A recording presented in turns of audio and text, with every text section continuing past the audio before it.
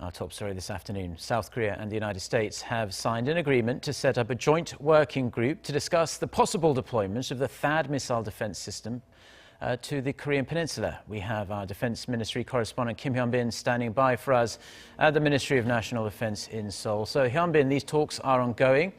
What can we expect for the rest of the day?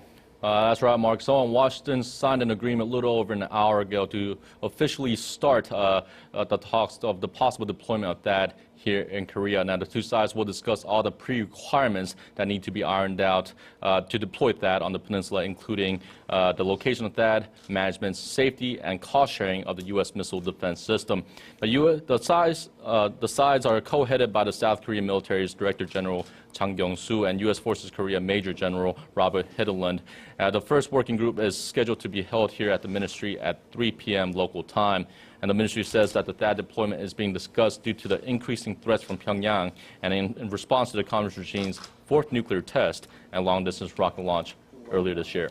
Yeah, and while we're on the topic of threats out of North Korea, the short-range projectiles fired by the regime on Thursday are believed to be new additions to the North's military hardware. Tell us more about those. Well, that's correct.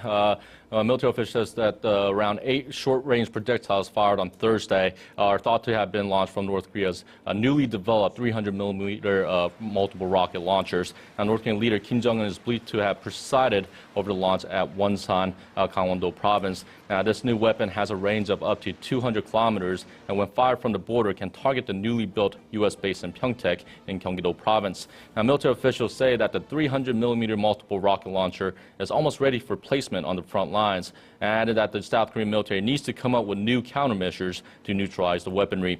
Now, South Korea has been developing its own multiple rocket launcher known as the Chunmoo, but the system only has a range of 80 kilometers, which will not have enough firepower to neutralize North Korea's newly developed 300mm multiple rocket launchers.